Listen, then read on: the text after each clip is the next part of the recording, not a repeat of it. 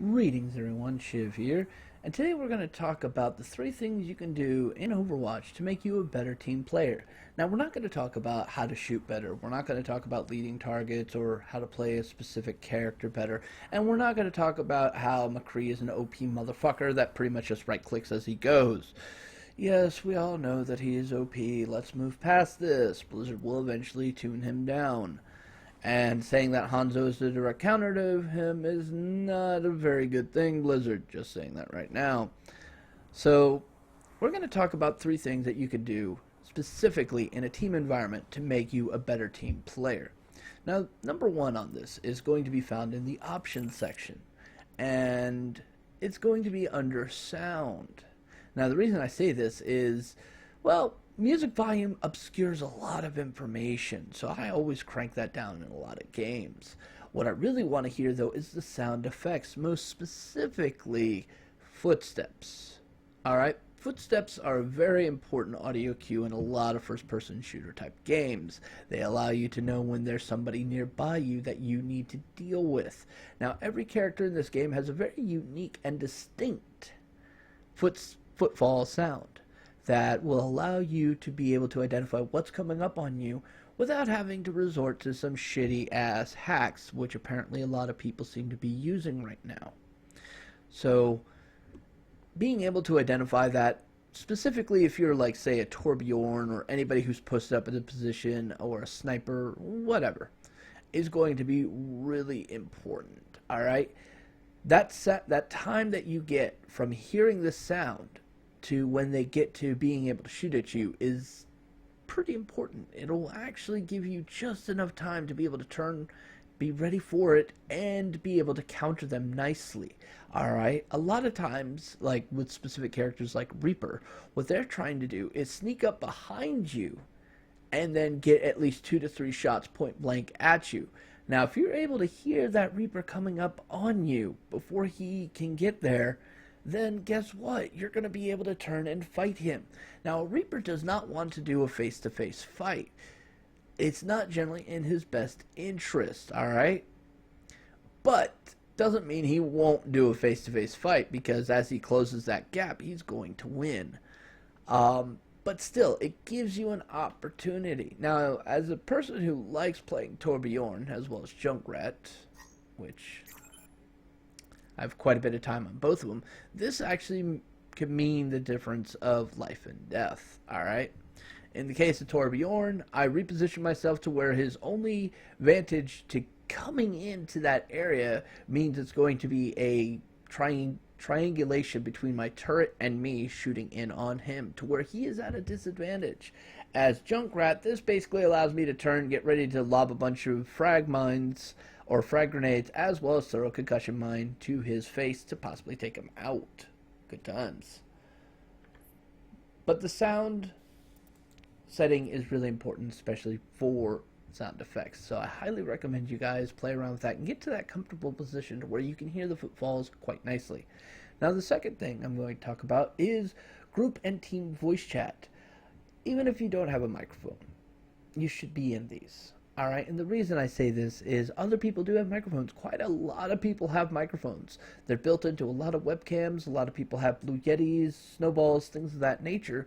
So these become quite valuable tools in being able to determine what is going on in different parts of the map.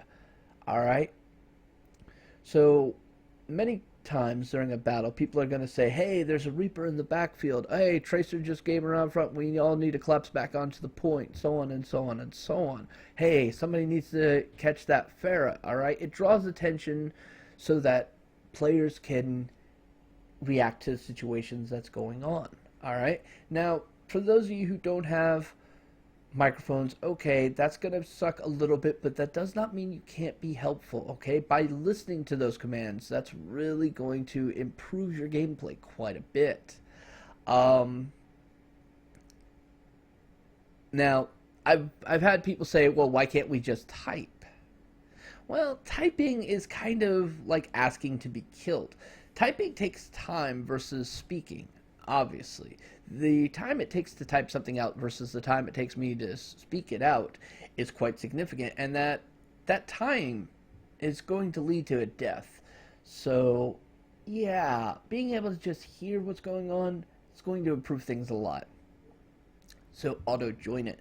Now, if you haven't set this, I'm going to say right now, P will bring up your whole little social icon or social menu thing. And over here in the channels, there's going to be these little headset things that you can click on. Obviously, you're going to want to be in the team one. Now, if you're in a group chat, obviously you're going to want to be in there if you have like a full man group. But if you're running just a 3-man group, everybody in your 3-man group needs to switch over to the team chat. It's going to be quite important. All right. Now we're going to get to the third thing, and it's probably one of the most important things, and it's something that the game was designed around, but yet a lot of people don't seem to want to do this. Adapt. Now, every single composition is going to have a counter composition, alright? So you look at, like, Bastion. A lot of people bitch that Bastion's just too OP. Yeah, Bastion is pretty damn OP, but he's pretty easy to counter. Junkrats, catching him out of sight because of their indirect fire is a great way of dealing with it. A Widowmaker being at an off angle to where Bastion can't see them right away. Widowmaker's going to get at least 2 shots in on him and possibly kill him at that point. Is one way. Pharah basically, you know, twitching back and forth and then hitting with those rocket shots is another great way. So, I mean, every class has a way of dealing with situations quite nicely. But being able to switch to those classes is a thing that people seem to overlook. And it's one of the greatest little advantages of this game. There is no perfect build because there's always going to be a counters to that build.